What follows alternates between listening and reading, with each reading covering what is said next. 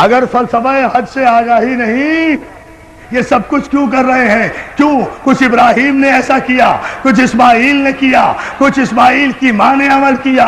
خدا نے باپ کے عمل کو بھی شریعت بنایا، بیٹے کے عمل کو بھی شریعت بنایا، معصوم نبی کی ماں کے عمل کو بھی شریعت بنایا۔ اور شریعت میں کسی کو چون و چرا کی گنجائش نہیں ہوتی، شریعت کی اپنی مرضی، معصوم کی اپنی مرضی۔ کعبے میں جاتے ہو، حجر اسود کو چومتے ہو نا، پتھر وہ بھی ہے، پتھر وہ بھی تھے جو کعبے میں رکھے ہوئے تھے، اگر ان پتھروں کو پوجا تو کافر ہو جاؤ گے، اسے نہ چوما تو کافر ہو جاؤ گے۔ لاؤ شریعت کا استعمال، بولو شریعت پر کو توجہ ہے میرے دوستو۔ جب آپ اتنے انہماک سے اور اتنی محبتوں سے سماعت فرما رہے ہیں تو پھر ذرا سا اس کی وضاحت بھی سن لیجئے، یہ زحمت بھی گوارا کر لیجئے۔ عزیزان محترم، جتنے پتھر تھے، پتھر کے خدا بنا کے رکھے تھے، سب کو نکال دیا گیا، اس کو لگایا گیا۔ پتھر وہ بھی، پتھر یہ بھی، جنس میں فرق نہیں ہے۔ اب ذرا سا علمی مرحلہ ہے، اسے سمجھ لیں، آپ تھوڑا سا غور کریں، نتیجہ سامنے آئے گا۔ جنس میں فرق نہیں ہے، ایک کو ہٹا دیا گیا، ایک کو لگا دیا گیا، 360 کو ہٹا دیا گیا، ایک کو لگا دیا گیا۔ چلیے بات واضح کر دوں، ٹھیک ہے نا؟ ایک کو لگایا گیا، اس کے ان کے آگے سر جھکایا تو مشرک ہو جاؤ، اسے نہ چوما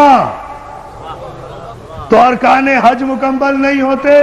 یہاں تک ارکان حج میں شامل ہے کہ اگر بھیڑ اور رش کی وجہ سے حجر اسود تک نہ پہنچ سکو تو دور ہی سے اپنی ہتھیلی حجر اسود کی طرف کر کے اپنی ہتھیلی کو چوم لو، حجر اسود چومنے کا ثواب ہوگا۔ تو مولانا رش کی وجہ سے حجر اسود تک نہیں پہنچ سکے نا، اصل تک نہیں پہنچ سکے تو ہتھیلی یا انگلی کا اشارہ کر کے چوم لیا نا، وہی ثواب ہوا۔ تو اور ہم کیا کرتے ہیں؟ ہم بھی تو مجلس کے بعد اگر کربلا نہیں پہنچ سکتے تو انگلی کے اشارے سے السلام علیکم یا علی یا علی یا علی، سجدہ محمد آل محمد پر۔ عجیب فلسفہ کہہ گیا ہوں، ایک عجیب رخ سے اتنی احتیاط، پوری توجہ آپ کی چاہوں گا۔ عزیزان محترم، مولا آپ کو سلامت رکھے۔ اس مسئلے پر آپ غور کریں، یہ تو سارے مسلمانوں کا متفقہ مسئلہ ہے نا، حجر اسود کو چومنا۔ کیوں؟ وجہ صرف یہ ہے، کوئی وجہ نہیں ہے۔ اس پتھر میں کوئی پھول نہیں لگے ہوئے، کوئی یہ ڈائمنڈ نہیں ہے، کوئی ہیرا نہیں ہے، مگر 1 کروڑ تاج محل قربان حجر اسود پر۔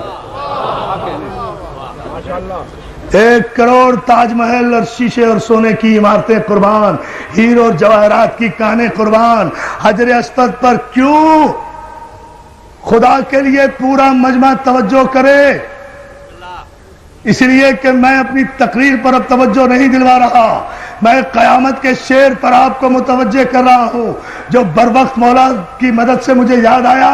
عزیزان محترم، کوئی وجہ نہیں ہے، وجہ صرف یہ ہے، اب سمجھ لیں آپ، شریعت بھی سمجھ میں آ جائے گی، معصوم بھی سمجھ میں آ جائے گا۔